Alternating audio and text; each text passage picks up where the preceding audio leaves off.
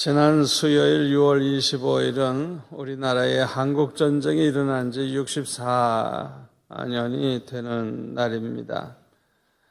북한의 김일성 수상은 남북으로 갈라져 있던 우리나라를 공산화하기 위해서 우리 남한 군대가 다 이제 휴가 중인 주일날 새벽에 갑자기 남침함으로 전쟁이 일어난 날입니다.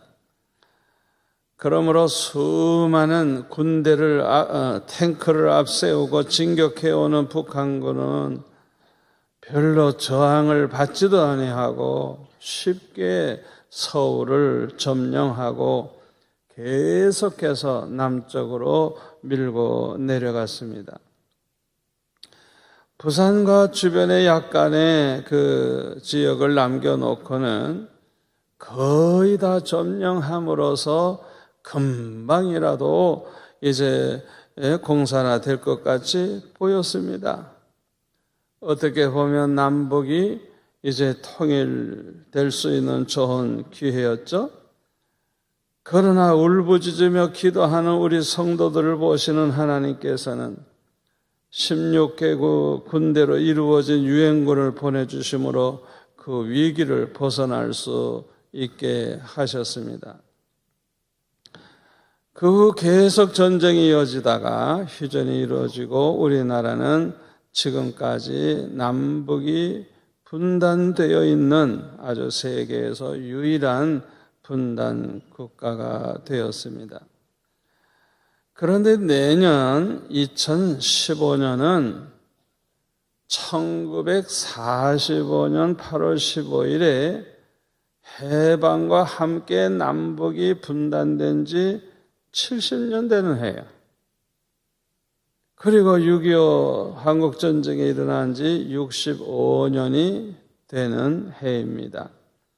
아주 매우 뜻깊은 해라고 할 수가 있죠. 왜냐하면 우리 하나님은 유다 민족이 바벨론 군대의 침략으로 멸망을 하고 그 살아남은 사람들 중에 포로가 되어 그 바벨론으로 끌려간 사람들을 70년 만에 기적적으로 다시 이스라엘 땅으로 돌아오게 해 주셨기 때문입니다.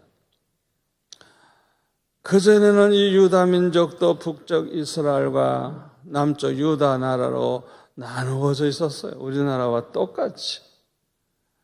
그런데 이 70년 만에 다시 돌아온 이후에 남북 통일은 그냥 이루어졌어요.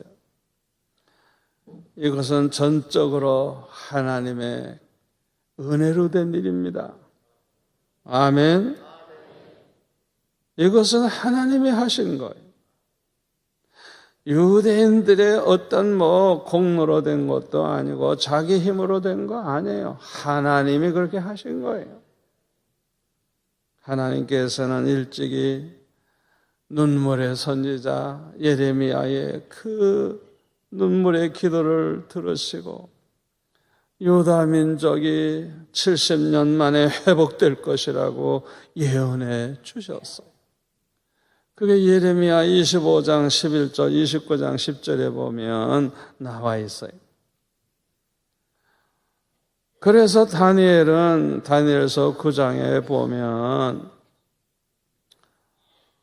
책을 읽다가 이 예레미야에게 알려주신 그 연수를 깨달았어요.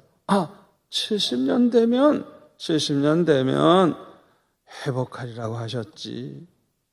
이걸 깨닫는 순간에 이제 70년이 다가올 때 다니엘은 그 음식을 하며 베옷을 입고 죄를 뒤집어 쓰고 하나님 앞에 기도하며 간구하기로 결심을 하고 그동안 유다 민족이 범한 죄, 이스라엘이 범한 죄를 하나님 앞에 자복하면서 공의혈과 용서하심이 풍성하신 하나님 용서해달라고 19절에 보면 주여 들으소서 주여 용서하소서 주여 귀를 기울이시고 행하소서 지체하지 마옵소서 나의 하나님이여 주 자신을 위하여 하시옵소서. 이는 주의 성과 주의 백성이 주의 이름으로 일컫는 바 됨이니라 하면서 금식하며 하나님 앞에 부르짖었어요. 여러분, 이런 기도는 반드시 응답됩니다. 아멘. 하나님께서 이 다니엘의 기도를 들으셨어요. 그래서 하나님께서는 가브리엘 천사를 보내가지고 말씀하십니다. 다니엘아, 내가 이제 내게 지혜와 총명을 주려고 왔느니라. 곧 내가 기도를 시작할 즈음에 명령이 내렸으므로 이제 내가 알리러 왔노라. 아멘. 다니엘이 결심하고 기도를 시작할 때 하나님은 벌써 응답하셨대요. 할렐루야. 할렐루야. 에스라 1장에 보면은 이 예레미야의 예언대로 바사왕 고레스가 왕이 되었을 때 하나님의 감동을 받고 유대인들에게 자유롭게 고국으로 돌아가서 성전 건축하라고 말을 합니다. 에스라서 1장에 보면은 바사왕 고레스 원년에, 다시 말하면 왕이 되자마자 하나님께서 예레미야의 입을 통하여 예언하신 말씀을 이루기 위해서 때가 딱 되니까 이 고레스 왕을 감동을 하나님이 하셔서 온 나라에 공포도 하고 조소도 내려 이렇게 말합니다. 하늘의 하나님 여호와께서 세상 모든 나라를 내게 주셨고 나에게 명령하사 유다 예루살렘의 성전을 건축하라 하셨나니 이스라엘의 하나님은 참신이시라. 너희 중에 그의 백성된 자는 다 유다 예루살렘으로 올라가서 이스라엘 하나님 여호와의 성전을 건축하라. 그는 예루살렘에 계신 하나님이시라. 이렇게 명령을 했어요. 그리고 남아있는 백성들은 어디에 머물러 있든지 금이나 은이나 보물을 정성껏 기쁨으로 예물을 드려서 성전을 건축하라고. 그랬더니 유다와 베냐민 족장들과 제사장들, 레위 사람들, 이런 사람들이 그냥 하나님의 감동을 받고 예루살렘에 올라가 성전을 건축하려고 이제 준비를 하게 되었습니다. 그리고 기쁨으로 예물을 드렸어요. 놀라운 것은요, 에스라 1장 7절에 보니까요, 고레스 왕은 바벨론 왕 느부갓네살이 예루살렘 성전의 그 기물들, 금으로 된 그 귀한 것들 다 빼앗아 갔었는데 그걸 다 돌려주는 거예요. 이거 가지고 가. 가지고 가. 얼마나 놀라운 일입니까? 그래서 어마어마한 그 많은 그릇들, 그 성전에서 사용하는 것들을 바벨론에서 예루살렘으로 갈 때에 그걸 다 가지고 갔다고 11절에 보면 말씀하고 있어요. 우리 하나님은 신실하신 하나님이십니다. 하나님의 성품이 신실하시고 하나님의 말씀이 신실하고 1.1핵도 가감됨이 없이 청학무호한 말씀 반드시 그대로 이루어진다는 걸 믿으시기를 바랍니다. 여러분이 성경을 읽을 때 하나님께서 약속하신 거 많이 있어요. 구하라 그러면 주실 것이요, 찾으라 그러면 찾을 것이요, 두드리라 그러면 열릴 것이라 그랬어요.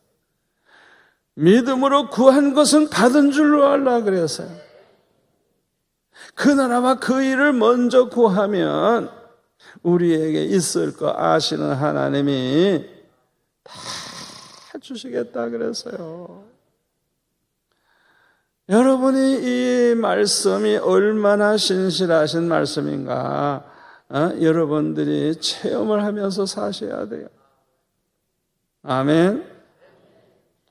이 세상은 절대주권을 가지신 하나님의 손에 있습니다. 참새 한 마리 떨어지는 것도요, 하나님의 허락이 없이는 안 된다 그랬어요. 하나님의 허락이 없으면 우리 머리카락 하나 상하게 할 수 없다 그랬어요. 이 말씀을 믿습니까? 우리의 생사하복, 한 나라의 흥망성쇠가 하나님의 손에 있는 것입니다. 그러므로 우리나라도 하나님께서 허락하시면 하나님의 방법으로 한순간에 기적적으로 통일이 이루어질 줄로 믿습니다. 그동안 우리 한국교회 성도들은 우리나라 통일을 위해서 계속 기도해 왔어요. 조금 전에 기도하신 우리 지사님도 이 나라가 평안하게 복음으로 통일되게 해달라. 공산화 통일이 아닙니다. 복음의 통일입니다. 아멘. 이 기도를 얼마나 많이 했어요. 그러나 아직도 응답을 받지 못하고 있습니다. 그래서 남북 이산 가족들은 물론이고 온 국민이 항상 전쟁의 위험 속에서 살아오느라고 얼마나 많은 고통을 받았는지 모릅니다. 저 북한에 특별히 예수 믿다가 이제 수용소에 들어간 사람들이 얼마나 고생을 하는지 러시아 크리스찬들이 너무너무 잘 알아요. 왜? 자기네들이 70년 동안 고생을 했기 때문에. 제가 미국에 1000만 명이나 있는 러시아 교회 성도들을 만났을 때 어느 날 그냥 그 교회 대표들 40-50명이 저를 따로 만나자 그래요. 본의 아니게 제가 한쪽에 이렇게 앉고 그 교회의 어른들이 앉고 그 다음에 많은 분들이 앉아가지고 그냥 질문을 하는데 나는 뭐 북한 전문가도 아닌데 뭐 그냥 북한이 언제쯤 무너질 것 같으냐 뭐 별별 질문을 다 해요.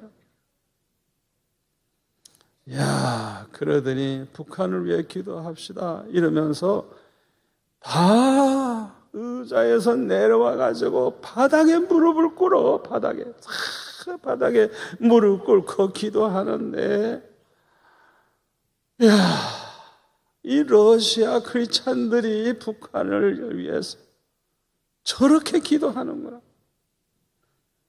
여러분, 그 기도를 우리 하나님이 안 들어주시겠어요?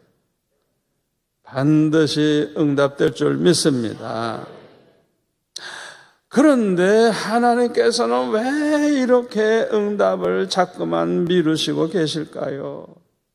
다른 축복은 그냥 우리가 구하지 않아도 얼마나 우리나라가 받은 복이 많아요. 우리나라가 무슨 자원이 많습니까? 땅이 넓습니까? 땅은 조그만데 70%가 다 산이고 쓸모있는 땅은 30%밖에 안 되는, 정말 우리나라는 작은 나라입니다. 산을 빼면 쓸모가 있는 땅이 별로 없어요. 그럼에도 불구하고 경제 대국이 돼가지고 뭐 세계 7번째니 10번째니 뭐 이런 말을 하는데, 요새 한국이 미국보다 더 인기가 있는 거 여러분 압니까? 하여튼 뭐 어느 나라 가든지 항공 여권만 들고 다니면 그냥 대환영이야, 대환영. 어느 나라 가든지. 하여튼 다른 면에 대해서는 하나님이 그냥 축복을 그냥 넘치게 우리나라가 생긴 이래로 이렇게 잘 살 때가 어디 있으며 이렇게 세계적으로 참 이렇게 자랑스러워진 때가 언제 있었어요? 아니, 그런데 왜 통일은 안 되게 해주시느냐, 이게. 여기에는 하나님의 깊으신 뜻이 있다는 걸 믿으시기를 바랍니다. 하나님께서 이렇게 분단 상태로 두신 것은 고통스러운 일이지만은 영적으로는 아주 유익하기 때문인 것입니다. 그동안 우리 한국교회가 어떻게 했습니까? 어려운 일이 생길 때마다, 전쟁이 일어날 때 할 때마다 교회에서는 물론이고 산속에 들어가서 밤새도록 부르짖으면서 기도했어요.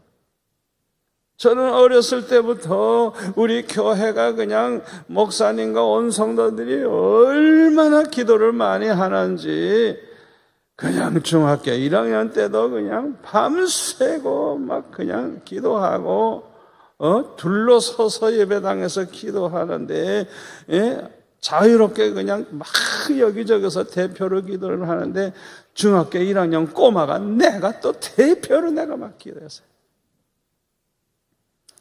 예수 믿은 지 얼마 되지도 않았는데 뭐 성령 충만 받으니까 그냥 기도의 능력이 나타나고, 이렇게 기도하다가 보니 은혜 받는 사람 많아지고, 은혜 받은 사람 많아지니 충성스러운 일꾼 많아지고, 주를 위해 살겠다고 하는 헌신자가 많아지니까 한국교회가 부흥하기 시작을 하는데, 선교사도 미국 다음으로 전 세계에 가장 많은 선교사를 파송하는 그런 나라가 되었어요.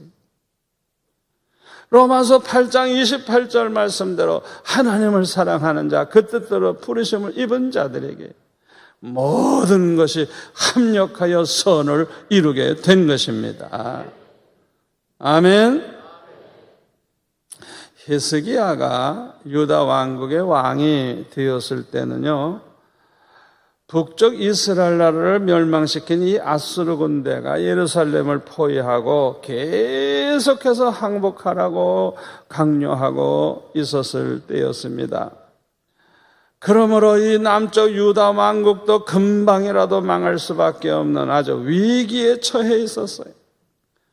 이때 히스기야는 자기의 옷을 찢고 굵은 베옷을 입고 성전에 들어가서 밤새도록 하나님 앞에 부르짖으며 기도합니다.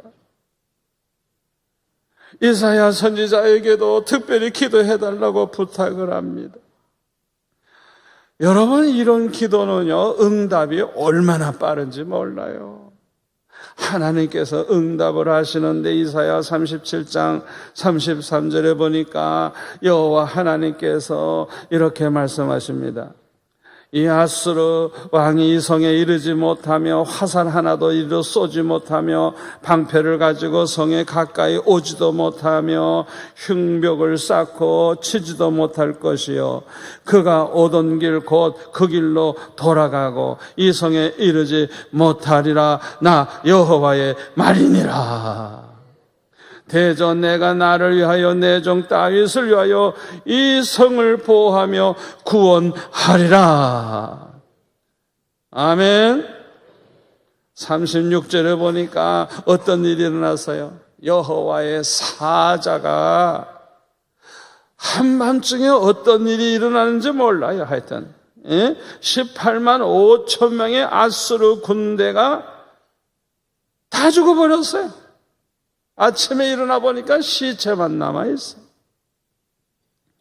아수르 왕 사네립은 떠나서 자기 나라로 돌아갔는데 그 아들들이 죽여버려요. 자기 아버지를. 유다 민족이 가서 죽인 거 아니에요. 첩자본에 죽인 거 아니에요. 자기 아들이 죽여버렸어. 이 모든 것은 다 하나님이 하신 일인 줄로 믿습니다. 이렇게 하나님께서 응답을 하셨어요. 기적이 일어난 거예요. 그런데 이사야 38장 1절에 보니까 이번에는 히스기야가 죽을 병에 걸렸어요.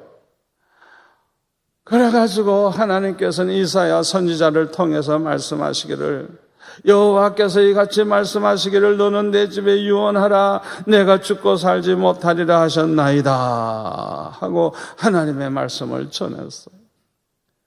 죽을 병에 걸린 거예요.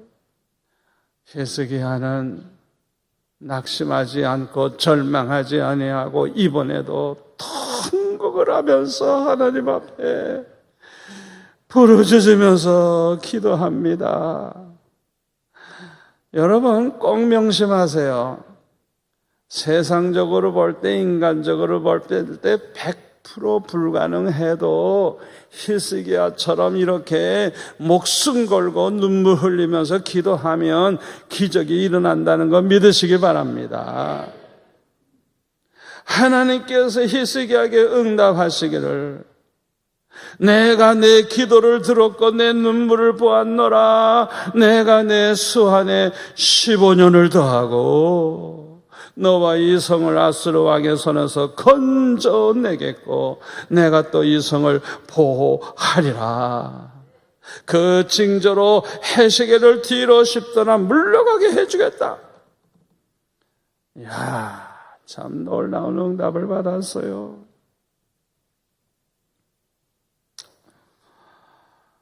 아수르 군대는 물러감으로 나라가 평안해졌는데 왜 히스기야가 죽을 병에 걸리게 되었을까요? 그 이유를 알 수가 있어요. 역대하 32장 22절 23절에 보면은 이와 같이 여호와께서 히스기야와 예루살렘 주민을 아수르 왕 사네립의 손과 모든 적국의 손에서 구원하여 내사 사면으로 보호하시매. 23절 여러 사람이 예물을 가지고 예루살렘에 와서 여호와께 드리고 또 보물을 유다 왕 히스기야에게 드린지라. 이후부터 히스기야가 모든 나라 백성들 모든 나라 왕들의 눈에 존귀하게 되었더라. 아멘. 히스기야가 그냥 높아진 거예요. 이제는 유명해진 거예요. 왜? 아수르 군대 그냥 손가락 하나 까딱 안 하고 다 물리쳤다는 이 소문이 퍼지니까, 이야, 저 히스기야 하나님이 함께 하시는 왕이구나 하고 소문이 나고 얼마나 존귀해졌는지 사람들이 그냥 보물을 막 갖다 주는 거예요. 그냥. 그런데 왜 이럴 때 죽을 병이 와요? 여러분 그 이유를 아셔야 돼요. 나라가 평안해지고 부요해졌을 때 찾아오는 두 가지 위험이 있습니다. 하나는 교만이고 또 하나는 방심방종하게 되는 겁니다. 여러분 꼭 명심하세요. 우리가 편안하게 전쟁에 위험 없이 사는 거 얼마나 좋아요. 전쟁 걱정 없이 사는 거 얼마나 좋아요. 또 먹고 살 걱정 없이 그냥 점점 더 잘 되고 더 잘 되고 부유해지는 거 얼마나 좋아요. 그러나 타락의 근성이 있는 우리 인간들은 그렇게 편안해지고 잘 살게 되면 꼭 교만해져. 인간이 교만해져. 또 방종을 해. 방심을 해. 요게 함정인 것입니다. 그러므로 하나님께서는 히스기야로 하여금 계속해서 겸손하게 하나님을 의지하고 깨어 기도함으로 거룩하게 살게 하기 위해서 하나님께서 이렇게 또한 죽을 병을 주신 줄로 믿습니다. 전쟁으로 망할 위기에 처하거나 죽을 병에 걸리게 되는 것은 괴로운 일입니다마는 기도하는 사람에게는 천하의복이 됩니다. 아멘. 전쟁으로 망할 위기에 처하거나 이 죽을 병에 걸리는 이 괴로운 일이 오히려 축복을 가져다 주고 전하의복이 된다는 걸 믿으시기를 바랍니다. 우리 한번 따라서 할까요? 무엇이든지 기도로 해결하는 사람에게는 모든 것이 합력하여 선을 이루고 전하의복이 된다. 아멘. 여러분, 오늘 말씀에 요거 아주 핵심입니다. 핵심입니다. 우리에게 어려움이 오는 것이 문제가 아니라 그것을 어떻게 해결하느냐가 문제예요. 어려운 일은 언제나 생길 수 있어요. 전혀 상상할 수가 없어요. 그러나 어려움이 왔다 그래서, 죽을 병에 걸렸다 그래서 낙심하지 마세요.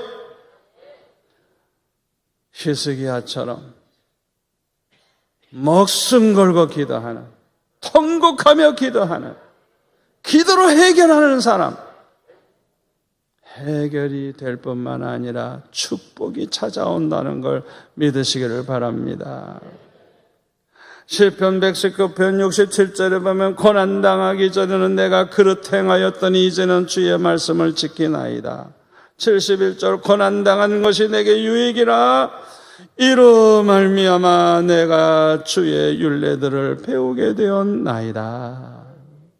고난당한 것이 내게 유익이라. 고난당하기 전에는 내가 그릇 행하였더니 이제는 말씀대로 살게 되었나이다.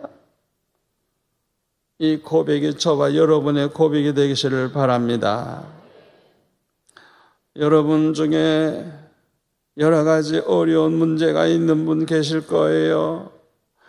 아마 많은 고난, 근심거리, 고민거리 해결되지 않고 아무리 생각해도 100% 안 될 것 같은 어려운 문제가 있다 할지라도 우리 하나님은 전지전능하십니다. 기도로 해결하지 못할 게 없습니다. 아멘. 반드시 합력하여 선을 이루게 되고 전합이 위복이 된다는 걸 믿으시기를 바랍니다.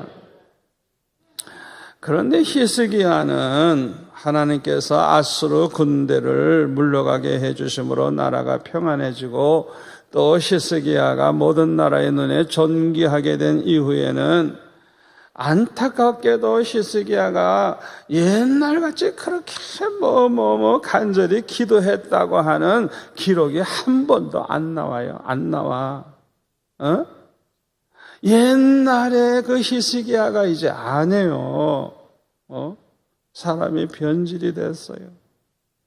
역대하 32장 27절에 보면은 히스기야가 부와 영광이 지극한지라 이에 은금과 보석과 향품과 방패와 온갖 보배로운 그릇들을 위하여 창고를 세우며 곡식과 세포도주와 기름의 산물을 위하여 창고를 세우며 온갖 짐승의 외양가를 세우며 양떼의 우리를 갖추며 양떼와 많은 소떼를 위하여 성읍들을 세웠으니 이는 하나님이 그에게 재산을 심히 많이 주셨음이며 30절 끝에 보면 그의 모든 일에 형통하였더라.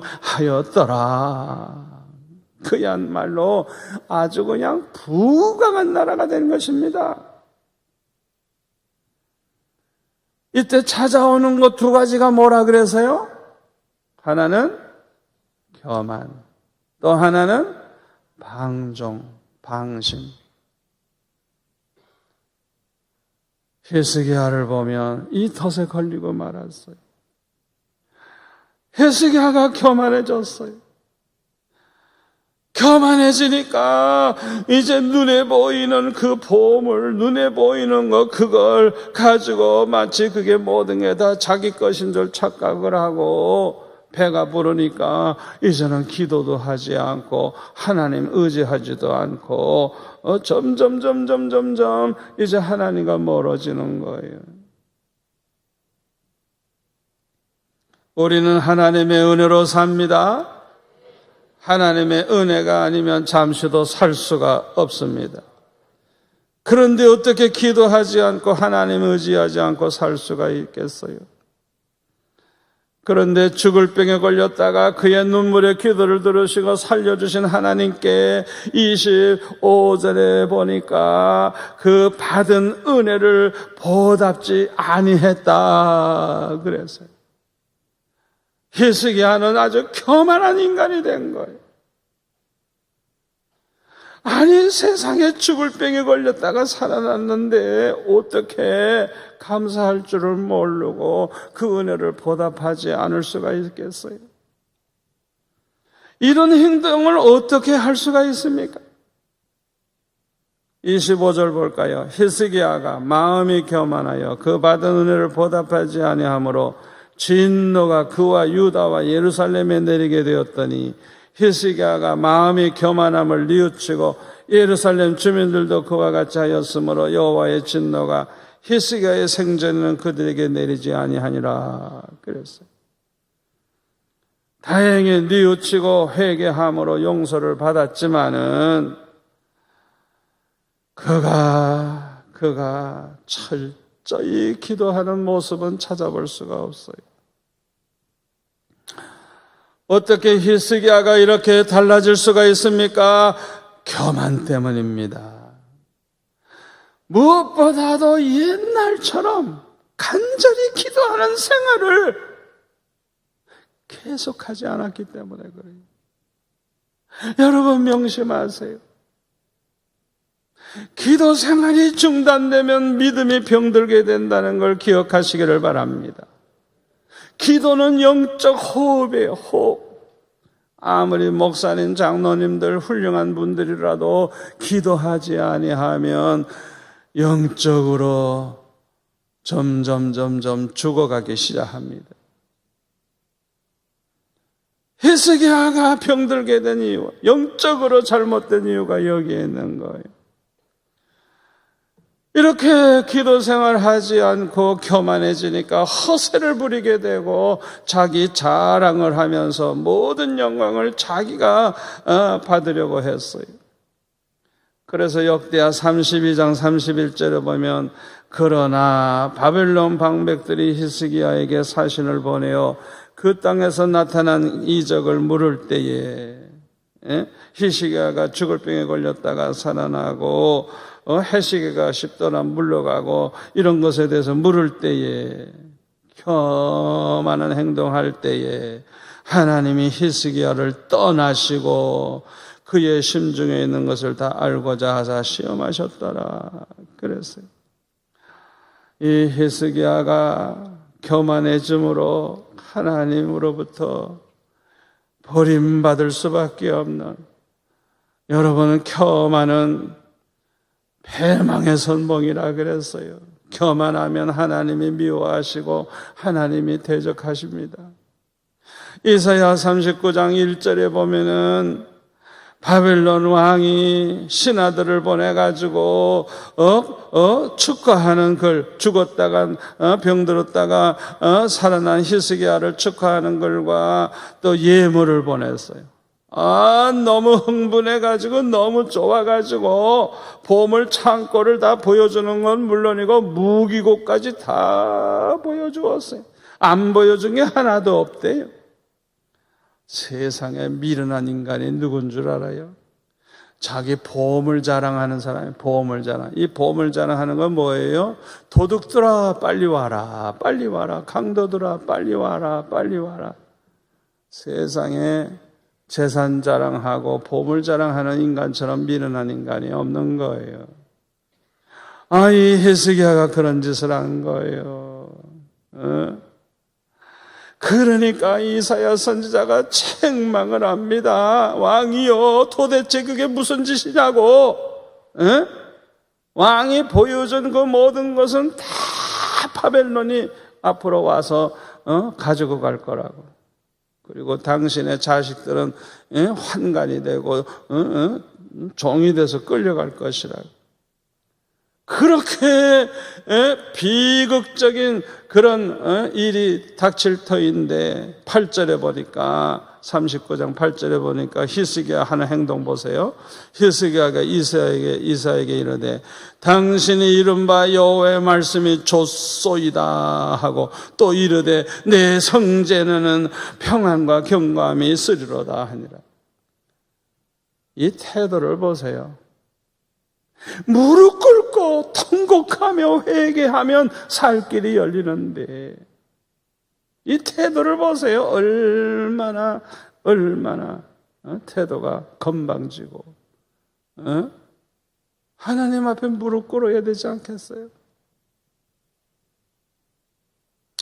특히 하나님께서 히스기야의 죽을 병을 고쳐주셨을 때 히스기야의 수완에 15년을 더해 주시겠다고 했어요. 왜 15년이라는 기간을 말씀하셨을까요? 그 이유가 무엇일까요? 그냥 살려주겠다 그러면 살려주면 되는데 왜 15년 더 살게 해주겠다 이 15년을 말씀하셨을까요? 그 동기가 무엇일까요? 여러분에게 앞으로 15년 후에 불로 가시겠다고 하나님이 말씀하신다면 여러분 어떻게 하시겠어요? 저 같으면요 이렇게 할 거예요. 15년을 더 살게 해 주신 것은 이 15년은 죽을 사람에게 덤으로 주신 시간이니까 내 것이 아니고 하나님의 것이에요. 그러니까 나를 위해 살지 않고 오직 하나님을 위해서 살아야 되겠다. 나 같으면 그렇게 작정할 것 같아요. 그리고 무엇보다도 신앙생활에 본을 보여주면서 사랑하는 가족들과 자녀들을 믿음으로 무장하고 항상 깨어 기도하며 하나님의 말씀을 묵상하며 살아가게 될 것입니다. 그뿐만 아니라 신하들과 온 백성들로 행함 하나님을 잘 섬기도록 그렇게 독려하는 일을 할 것입니다. 한 걸음 더 나아가서는 이웃 나라까지 하나님의 말씀을 전해서 사실우상을 다 버리고 여호와 하나님만 섬기도록 열심히 전도할 것입니다. 그리고 그 나라 말로 성경을 번역을 해서 그들도 십계명을 알게 하고 하나님의 법을 알게 해서 하나님만 섬기게 할 것입니다. 이렇게 산다면 내 자신에게 복이 되는 것은 물론이고 이 복을 자자손손에게 물려주게 되고 나라는 하나님의 축복을 받아서 더욱더 잘 될 것입니다. 이렇게 사는 것이 하나님의 은혜를 보답하는 길인데 히스기야는 이런 생각을 전혀 하지 아니했어요. 특히 12살의 왕이 된 히스기야의 아들 므낫세가 하나님을 저버리고 사신우상을 누구보다도 철저히 섬긴 것을 보면 히스기야가 이 15년 동안의 삶이 얼마나 하나님을 멀리하고 잘못된 삶을 살았는가를 짐작할 수가 있습니다. 아들에게 올바른 신앙교육을 시키질 않았어요. 히스기야 자신이 본을 보이질 못했어요. 그러니까 이 므낫세와 같은 자식이 생긴 거예요. 이렇게 생각할 때 히스기야의 일생을 보면 언제가 가장 좋을 때였습니까? 나라가 위기에 처했을 때, 몸에 죽을 병이 있을 때였습니다. 이로 인해서 그는 겸손했고 방종하지 아니하고 방심하지 아니하고 항상 깨어 기도하면서 하나님의 은혜 가운데 살았어요. 그리고 모든 문제, 모든 고난이 다 축복으로 바뀌는 걸 체험을 했어요. 아멘. 그러나 히스기야가 문제가 다 해결된 다음에는 기도 생활이 중단되고 하나님을 멀리하면서 그에게는 정말 비극이 찾아오는 걸 볼 수가 있어요. 결론의 말씀을 드립니다. 오늘날 핵으로 무장한 북한은 계속 남한을 위협하고 있습니다. 이것은 참으로 괴롭지만은 이로 인해서 교만해지지 않고 방종방심하지 아니하고 항상 깨어 기도하며 하나님을 잘 섬긴다고 하면은 오늘의 이 모든 어려움이 축복으로 바뀔 줄 믿습니다. 저와 여러분은 이 히스기야의 일생을 통해서 얻게 되는 이 교훈을 마음에 새기시고 어려울 때 기도로 해결하는 건 물론이고 잘 됐을 때 더 겸손하고 잘 살 때 더 겸손하고 더 열심히 기도하고 더 열심히 하나님 앞에 보답하면서 사는 성도들이 되시기를 축원합니다. 기도하겠습니다. 아버지 하나님 감사합니다. 오늘 주신 말씀이 평생의 교훈이 되고 축복이 되게 하여 주옵소서. 예수님의 이름으로 기도하옵나이다. 아멘.